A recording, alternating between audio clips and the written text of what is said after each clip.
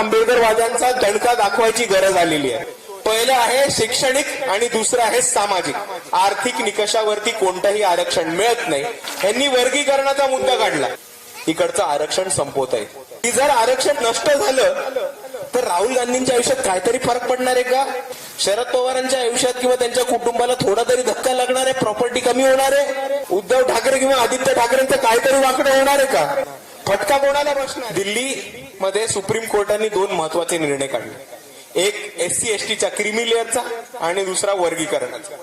इकडे बसलेल्या कोणत्याही बहुजनाला आपण विचारा आणि ते तुम्हाला सांगतील की जेव्हापासून ओबीसी आरक्षणामध्ये क्रीमी लेअर आलं तेव्हापासून ओबीसीचं आरक्षणाचं नुकसान आणि वाटव लागायची सुरुवात झाली। दुसरी गोष्ट, आपल्याला भारताच्या संविधानामध्ये बाबासाहेबांनी जे आरक्षण दिलंय त्याचे निकष दोन आहेत। पहिलं आहे शैक्षणिक आणि दुसरं आहे सामाजिक। आर्थिक निकषावरती कोणतंही आरक्षण मिळत नाही आणि म्हणून हा जो नवीन कायदा आलाय तो बाबासाहेबांच्या संविधानाचं उल्लंघन करताना दिसतो। दुसऱ्या बाजूला यांनी वर्गीकरणाचा मुद्दा काढला। आता आपण आरक्षण घेत होतो तर तमाम दलित हे एससीच्या कॅटेगरीतनं घेत होते आणि तमाम आदिवासी हे एसटीच्या कॅटेगरीतनं घेत होते। वेगवेगळ्या दलितांच्या पोटजातींमध्ये किंवा आदिवासींच्या जमातीमध्ये आरक्षण मिळत होतं का? नाही। पण आता ह्यांनी वर्गांमध्ये आणि क्लासेसमध्ये जर आपल्याला विभागाचा प्रयत्न केला तर त्याच्यामधनं एकच गोष्ट होणार आहे की दलितांमध्ये भांडणं होणार आहेत, आदिवासींमध्ये भांडणं होणार आहेत आणि मग ह्यांना आरक्षणामध्ये खाचे आणि फाटे फोडून इकडचं आरक्षण संपवत आहे। आणि आपल्याला आरक्षण संपलेलं परवडणार आहे का? आपण इथपर्यंत पोहोचलोय तर ते आरक्षणाच्यामुळे। कितीतरी आपल्यातले लोक होते, अधिकारी झाले, अफसर झाले, मोठ्या मोठ्या पदांवरती आहेत, सरकारी शासकीय पदांवरती काम करतात।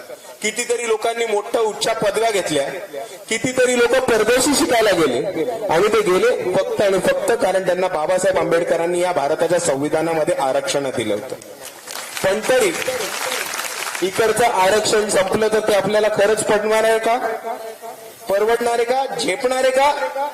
आणि दुसऱ्या बाजूला तुम्ही खरं एक विचार करून बघा की जर आरक्षण नष्ट झालं तर राहुल गांधींच्या आयुष्यात काहीतरी फरक पडणार आहे का? शरद पवारांच्या आयुष्यात किंवा त्यांच्या कुटुंबाला थोडा तरी धक्का लागणार आहे? प्रॉपर्टी कमी होणार आहे? उद्धव ठाकरे किंवा आदित्य ठाकरेंचं काहीतरी वाकडं होणार आहे का? नाही। फटका कोणाला बसणार आहे? नुकसान कोणाला होणार आहे? बघा, इकडची ती ताई सुद्धा सांगते की नुकसान आपल्याला होणार आहे। आणि आपण हे समजून घेतलं पाहिजे की या हरामखोरांची हिंमत आरक्षणाला हात लावायची ह्याच्यामुळे झाली आहे कारण त्यांना वाटलं की राहुल गांधी एक छोटं लाल कलरचं संविधान दाखवून आपल्याला फसवू शकतील।